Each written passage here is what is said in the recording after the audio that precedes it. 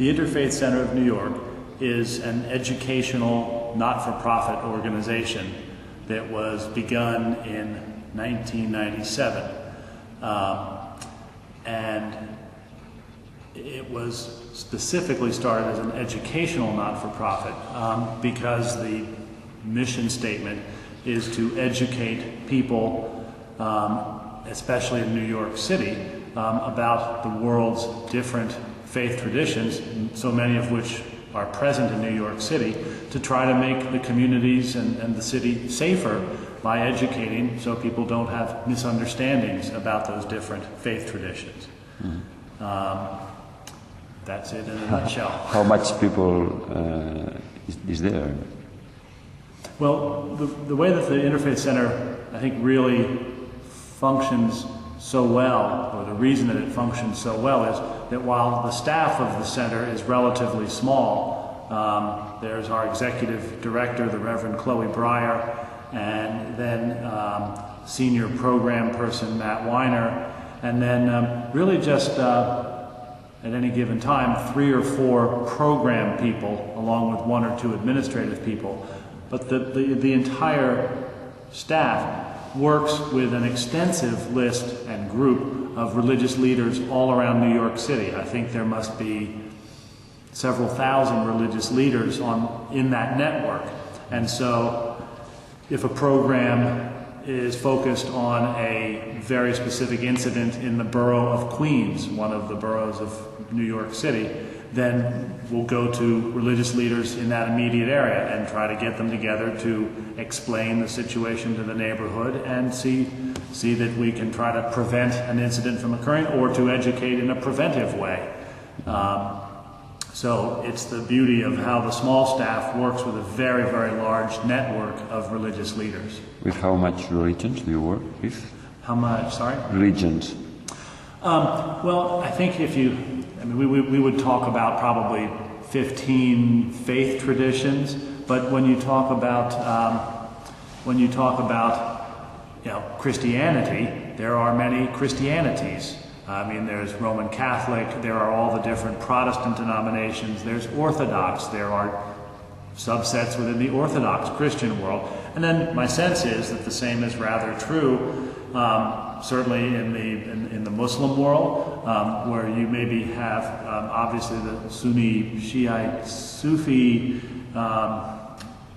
parts of Islam, but then you've got, I think, sort of national and cultural. And so in New York City there are Southeast Asian Muslim communities. There are South American Muslim communities in New York City. And then I think the same probably holds true to some extent for some of our Hindu brothers and sisters, where you've got some distinctions within the Hindu faith tradition. So I suppose that would multiply that 15 faith traditions into a larger number.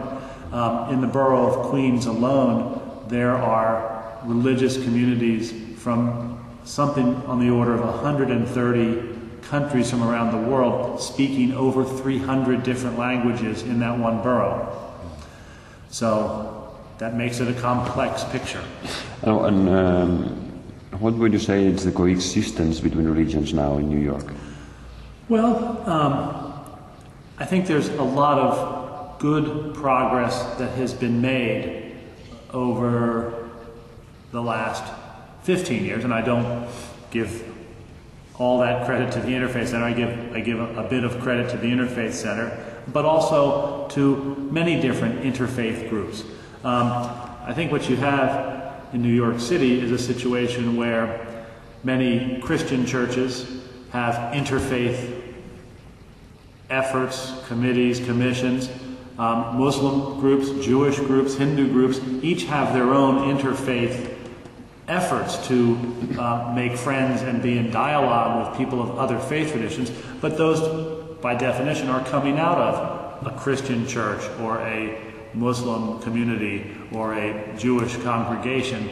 And so what makes the Interfaith Center a little bit different and hopefully able to serve a slightly different role is that we are an educational not-for-profit and we don't represent a particular religious group or organization.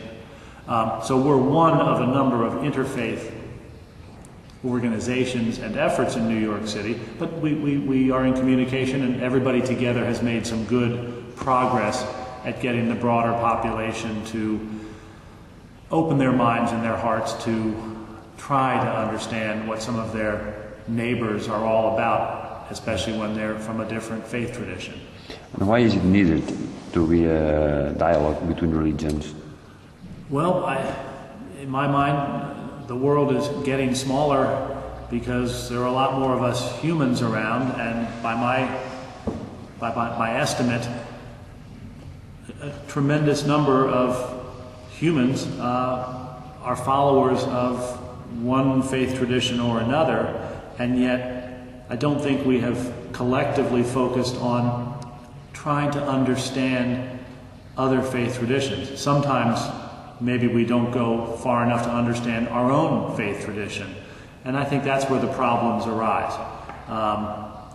We're accustomed to doing one particular type of worship or one ritual or sacrament, and we see something different and we don't understand it, and we can react in ways that can be harmful or simply ignorant, but I think it has an awful lot to do with education, and in order to help people understand religions that are not their own.